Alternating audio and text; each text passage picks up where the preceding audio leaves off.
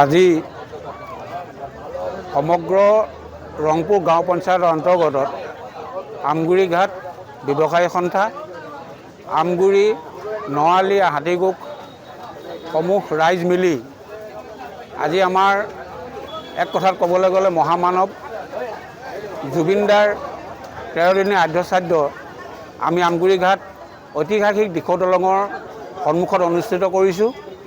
আৰু ইয়াত জুবিন গাৰ্গদেৱে যিটো মানৱতাৰ মহান মানৱতাৰ যি নিদৰ্শন দেখুৱাই গৈছিল তাৰ অনুপ্ৰাণিত হৈ আমি সৰ্বধৰ্মীয় প্ৰাৰ্থনা সভাৰ ইয়াত অনুষ্ঠিত কৰিছিলোঁ।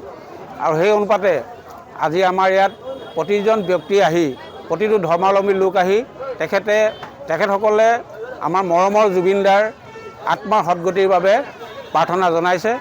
আৰু আমি আশা ৰাখিম অনাগত দিনত জুবিনদাৰ যি সপোন আছিল যে যাত কোনো মোৰ জাতি নাই, মোৰ কোনো ধৰ্ম নাই, আমি সকলো এক, আমি মানৱতাৰ জয়গান গাব লাগে, আমি মানৱ ধৰ্ম পালন কৰিব লাগে, সেইটোক আমি আজি বাস্তৱায়িত কৰিবৰ কাৰণে আজি এই অনুষ্ঠানটো আমি অনুষ্ঠিত কৰিছিলোঁ। যিকোনো খবৰৰ বাবে যোগাযোগ কৰক 7099017330 লগতে 7099017110 নম্বৰত।